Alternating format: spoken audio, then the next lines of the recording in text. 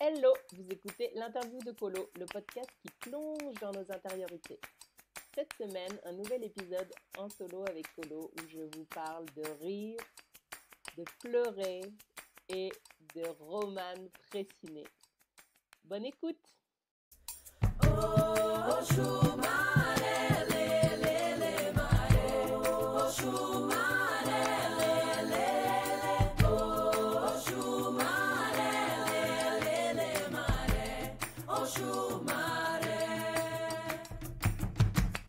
Bienvenue dans la Colosphère. Je suis Colo, artiste entrepreneur aux multiples facettes. Chaque vendredi, dans l'interview de Colo, je vous propose une plongée thématique avec ou sans invité, dans nos vies intérieures, dans notre puissance et notre vulnérabilité, dans toutes les nuances qui font de nous des êtres humains. Si vous appréciez ce rendez-vous, partagez-le à vos proches, écrivez-moi en commentaire et pour soutenir le podcast, mettez une super note pleine d'étoiles. Bonjour, chères auditrices, chers auditeurs. Je suis trop contente de vous retrouver pour un nouvel épisode en solo avec Colo du podcast. Bienvenue à vous si vous écoutez. J'allume une petite bougie. Je suis trop contente d'allumer une petite bougie. Pour ceux qui verront ça dans l'image, je vous la montre. Aujourd'hui, j'aimerais vous partager deux choses et une référence qui est pour moi une super référence qui m'aide beaucoup. Alors la première chose, c'est j'aimerais partager autour du rire. Cette semaine, en début de semaine, mais j'ai tellement ri, mais j'ai ri dans tous les sens. J'ai ri à plein de niveaux, quoi. J'ai ri vraiment tellement spontanément à partir de choses que faisait mon fils qui m'ont fait trop rire. J'ai aussi créé le rire, le fou rire avec mon fils où on tombe dans l'exagération, où on s'entraîne chacun et ça c'est vraiment trop bon aussi. J'ai aussi créé le rire, je vois dans des situations un peu gênantes, comme une sorte de rire salvateur, quoi, qui nous permet de sortir par le haut d'une situation où on est là, what? Voilà, j'ai aussi utilisé le rire pour faire une sorte de pas de côté sur des situations voilà inconfortables que j'avais pas envie de traverser voilà, donc il y a vraiment cette question d'autodérision de soit l'humaine que je suis dans ses actes, dans ses paroles, dans ses comportements, soit l'autodérision des situations, peut-être pour arriver à plus les mettre à distance et à les observer plus qu'à se les prendre de plein fouet quand elles sont un peu très inconfortables, voire violentes. Et donc ça m'a rappelé cette importance du rire et j'ai eu envie de comme me créer une sorte de talisman rire que je me mettrais dans une poche pour l'avoir toujours au cas où, quoi, et me dire attends mais comment j'ai pu oublier ça, quoi, comment je peux oublier de rire quelquefois et m'enfermer dans une boucle soit de colère soit de tristesse. En fait je pense que le rire aide à casser cette boucle, ce cycle, ce cercle vicieux qui au final moi en tout cas dans mes expériences ne m'a pas aidé, quoi. Quand je rentre dans un cercle vicieux de la colère, au bout d'un moment je tourne en rond et au final c'est souvent moi qui vais payer les conséquences de cette boucle infernale dans laquelle je suis rentrée. Et pareil pour la boucle drama ou la boucle voilà, la boucle tristesse extrême, etc. Donc je trouve qu'en fait ce rire-là, en tout cas dans les deux situations que je viens de dire là, qui sont des émotions fortes, il arrive pour couper la boucle, il arrive pas pour couper l'émotion, parce que je pense qu'il faut vraiment en tout cas il me semble important de traverser les émotions et de pas les nier. Mais par contre justement il arrive pour faire ce petit pas de côté qui fait que waouh c'est acceptable et baf on continue à être dans la vie, on n'est pas là en train de se couper du monde derrière derrière une rage ou quelque chose de tellement intense que c'est ça qui finit par nous driver, qui finit par driver notre humain. Et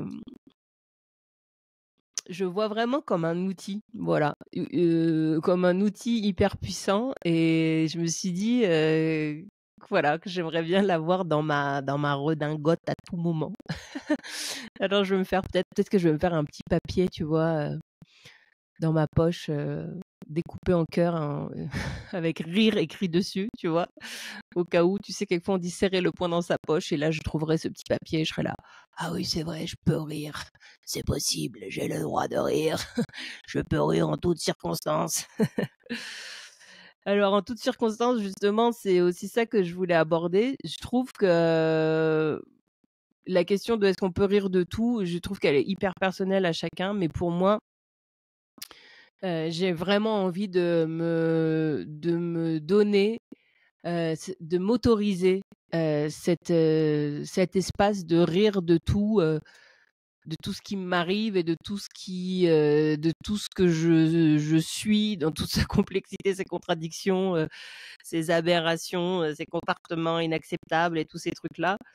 Voilà, quand ça me concerne, je me dis: «Waouh, je veux vraiment m'autoriser et m'encourager à rire de tout ça pour arriver justement à waouh, c'est cool quoi, franchement c'est bon quoi. Je suis qu'un human et voilà, je fais ce que je peux, je suis pas en train de tuer quelqu'un, voilà, ça va quoi. Je fais au mieux quoi, j'essaye de faire au mieux.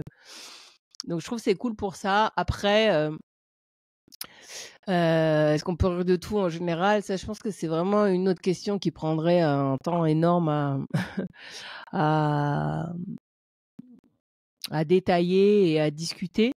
Hem Et il y a vraiment une question de contexte, de la manière dont c'est fait, par qui c'est fait. Heu, ouais, après ça se contextualise vraiment, mais je trouve qu'en tout cas de soi à soi, dans la question de de de de la rencontre avec soi et de l'intériorité qui intéresse notre podcast, je pense que c'est vraiment un truc à ne pas oublier. Et souvent on peut se dire: «Ah ouais, mais là, c'est pas drôle, moi j'ai pas du tout envie de rire, je franchement, c'est là, j'ai pas envie de rire, quoi. C'est tellement pas drôle que non, no way, quoi.» Et pour ça, je me suis rappelé que j'avais croisé une nana, sur TikTok, qui fait du yoga du rire. Alors ça me fait trop rire parce que déjà du yoga du rire, enfin bon, c'est tellement précis comme, discipline. J'étais là: «What?» Et en fait, j'étais allée écouter sa vidéo et en fait, ça m'avait fait tellement rire et c'est justement, un outil pour arriver à déclencher le rire puisque normalement le rire, c'est vraiment quelque chose d'hyper naturel, d'hyper spontané. C'est le corps qui parle, quoi. C'est un relâchement à un moment donné qui est presque viscéral, quoi, qui provient du fond de nos entrailles.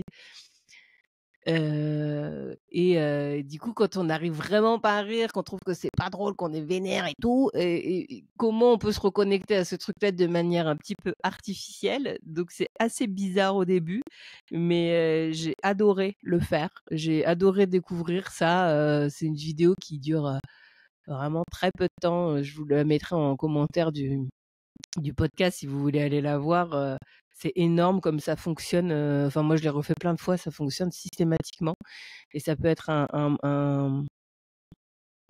moment, ben, en tout cas un truc assez volontaire, pour déclencher le rire et se faire du bien, voilà, pour sortir d'une boucle qui ne nous convient pas.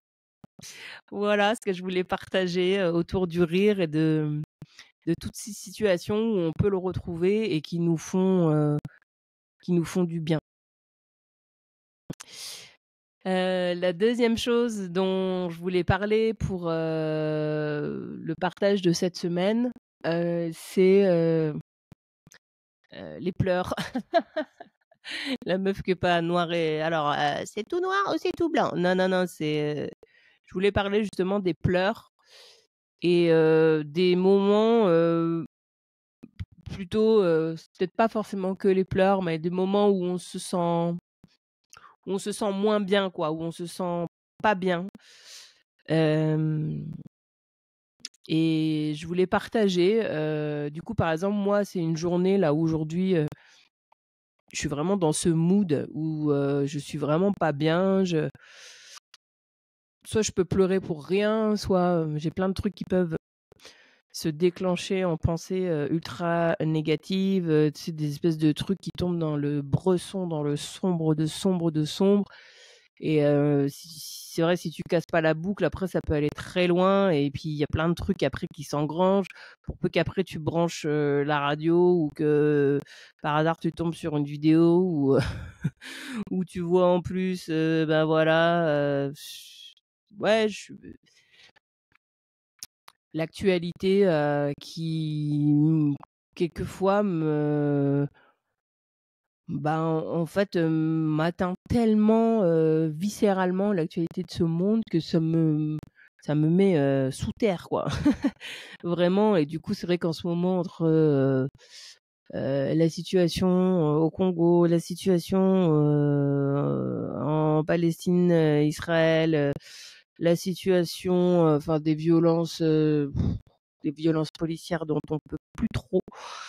Par exemple, suite à la CAN, enfin c'est voilà, il y a un moment où voilà, tout ce qui est extérieur peut en plus s'ajouter vraiment, à ces situations de mal-être. Donc en fait, moi ce que je constate, en tout cas maintenant, pourquoi j'avais envie de vous partager ça? Bah, c'est parce que déjà on n'en parle pas trop souvent. En général, on va toujours parler un peu des côtés, «Ah bah, il y a eu ça, c'est super, il y a eu cette nouvelle, machin, ça c'est trop bien, ce projet avance, ce machin et truc». Et au final, il y a toujours ces coulisses-là qui existent. Elles sont différentes pour chaque humain, mais elles existent bien, puisque de toute façon, la traversée humaine, elle ne se passe qu'à partir de notre espace intérieur, et à partir de, notre, relation au monde. En fait, on n'est jamais en relation directe avec le monde, on n'est qu'en relation avec la perception, intérieure qu'on fait de ce monde. Donc c'est-à-dire comment le monde va être, perçu par, notre système, par, voilà, par, qui on est, à partir de comment on a été façonné, et voilà, plein d'éléments. Mais, ce que je voulais dire, justement autour de ces sensations de mal-être, d'être pas bien, et pourquoi je le partage aujourd'hui, c'est qu'en fait, avant, je pense, alors, j'aime pas trop non plus le truc de avant-après, donc je me sens pas, je pourrais pas dire c'est derrière moi, puisque je le traverse, vraiment encore, mais au niveau de ma réaction, en fait, par rapport à ces moments-là, je vois qu'il y a eu une évolution qui me fait beaucoup de bien, et qui est, beaucoup plus saine, et qui me permet de continuer à être, dans la vie, et de ne pas me murer dans un isolement, complètement figé, lorsque je traverse ces moments-là. C'est-à-dire que, maintenant, en fait, quand j'ai ces situations-là où je suis envahie de, ben, ouais, d'une forme de mal-être, mais qui est quand même assez, puissant, quoi, qui peut jusqu'à un peu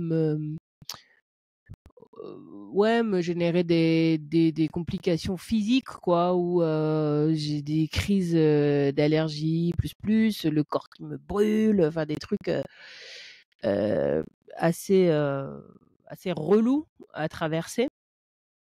Eh bien, maintenant, ce que j'essaye de faire au plus, et c'est pour ça que c'est marrant que j'ai commencé la semaine avec le rire, c'est justement, bah, de plutôt me dire: «Bah, en fait, ça fait partie de mon existence, et là, je suis en train de traverser ça, et c'est OK, quoi. Je le traverse, et j'accepte ce truc-là, quoi».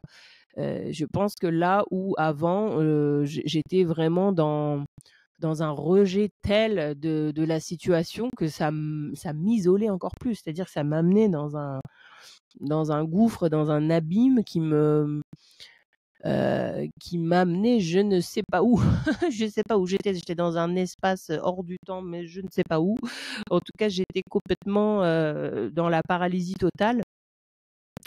dans l'incapacité de rire de cette situation, dans l'incapacité d'agir, c'est vraiment je pense à l'époque une volonté de ne plus être là, quoi. C'est-à-dire une volonté la paralysie était telle que du coup, c'était une façon de ne plus être là que d'être figé, que d'être paralysé.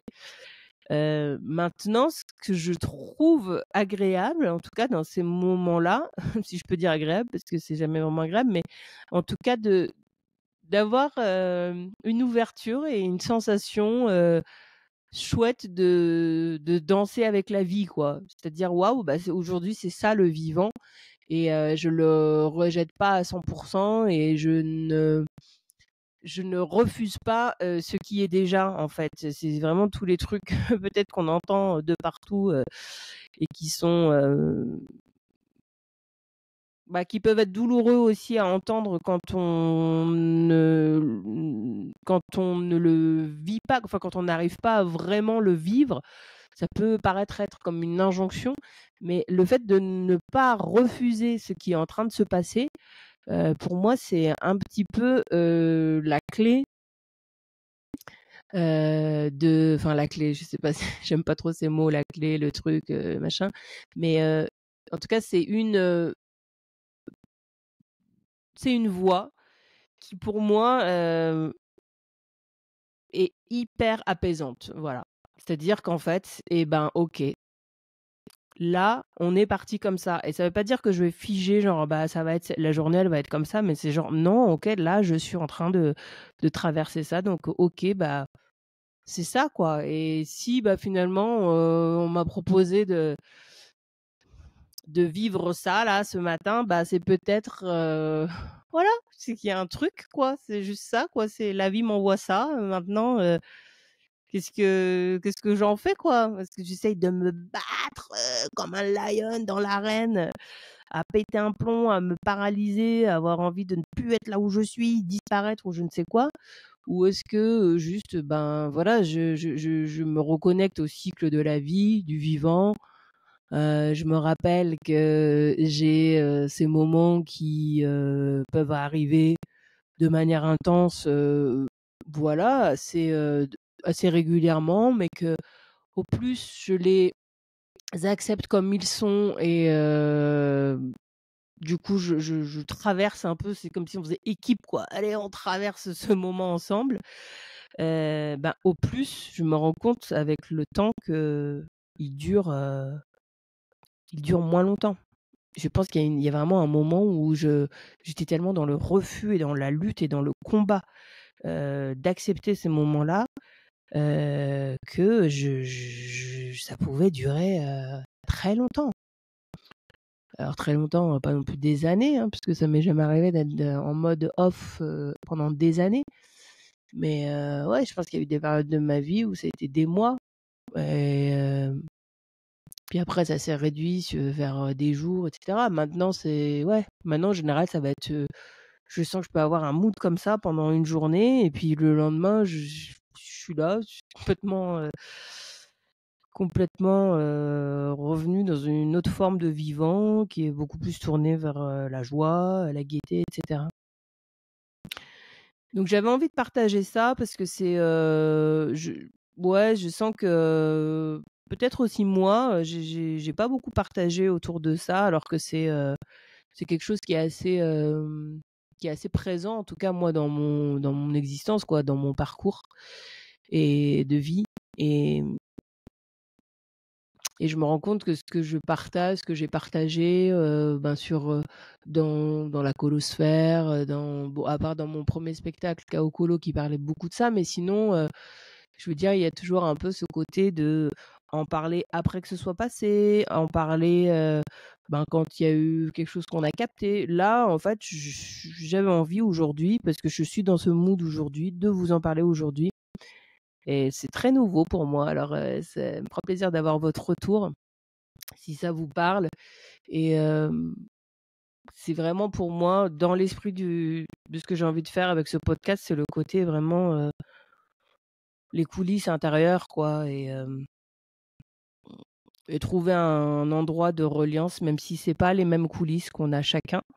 un endroit de reliance sur ces notions de cycle, ces notions de voilà de phase en fait. Hein. Il y a ce côté où maintenant je sais que hop, je plonge, comme je disais tout à l'heure, en équipe avec la sensation, avec mon état. On plonge tous les deux, on y va à 100% et hop, tac, on part là dans ce torrent qui nous emmène et on n'est plus dans le truc à contre-courant, essayer de lutter, se rattacher à une rive. Et au final, la rive, bah, on se raccroche à un truc, une racine qui finalement s'arrache parce qu'elle était trop. Enfin bon, le truc qui n'en finit plus et qui du coup dure, dure, dure. Je pense que vous avez compris l'esprit. Mais pour moi, c'est vachement lié, quoi, parce que je trouve ça hyper drôle d'avoir commencé la semaine dans des états de fou rire. C'était vraiment drôle, quoi. Enfin, moi, j'ai beaucoup ri. Et de la finir sur cette note-là, ça me rappelle vraiment cette notion de cycle qui est partout et qui représente le vivant.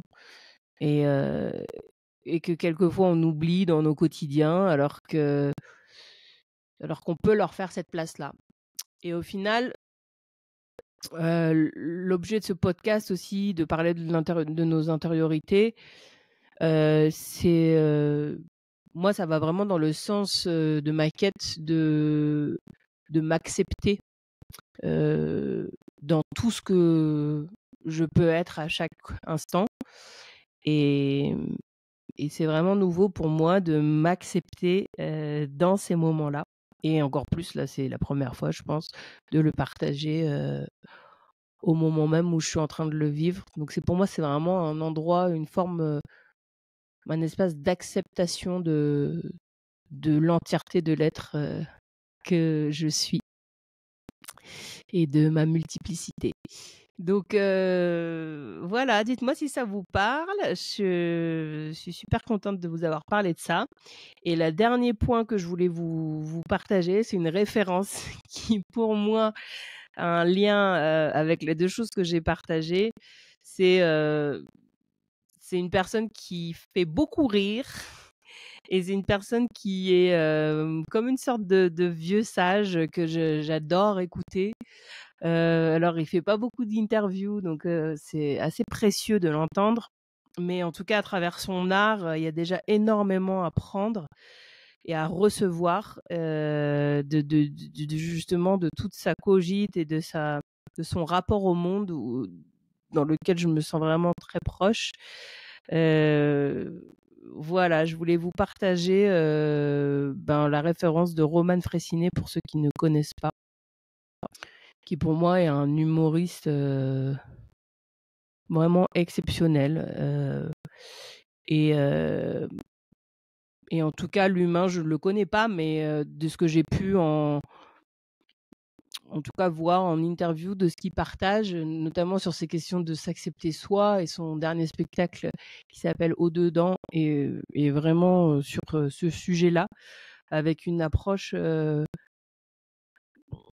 tellement puissante parce que c'est à travers les expériences du quotidien. Et je trouve que du coup, c'est un endroit justement de connexion et de reliance avec énormément de monde.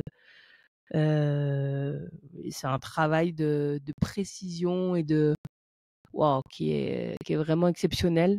Apparemment, maintenant, je crois, alors je sais pas s'il est passé une seule fois, mais sinon, son spectacle apparemment est disponible sur Canal+. Moi, je l'avais vu à la Bourse du Travail à Lyon, et peut-être beaucoup d'entre vous connaissent, vous me direz. Mais si vous connaissez pas, vous pouvez notamment découvrir son travail sur Click, la chaîne de Mouloud Achour. C'est vraiment ça fait vraiment beaucoup de bien. Moi, ça me fait beaucoup de bien quand justement je suis dans ces traversées, que je dois prendre mon état bizarre et que je dois faire « Allez, on y va, ça va pas durer longtemps, pas de souci, on assume, on est un humain, c'est le cycle et tout, tu vois ?» Et ben, c'est trop cool. En général, j'adore écouter des interviews de Roman Frécinet à ce moment-là, et je suis là, mais en fait, mais la vie, mais c'est, tu vois, c'est une dinguerie, c'est trop bien la vie. Voilà, s'il me remet, justement, il a une capacité, je pense, à travers son art et et le rire qui déclenche chez les autres, de permettre ce pas de côté, cette autodérision sur soi-même et sur des situations aussi quelquefois bien douloureuses et bien absurdes de notre monde. Voilà, j'espère que ça vous a plu cet épisode en solo. Je voulais vous dire qu'on va avoir des invités, mais je suis super heureuse des personnes qui ont répondu présentes pour les prochains épisodes. Donc, hâte de vous retrouver la semaine prochaine. Bonne semaine à vous!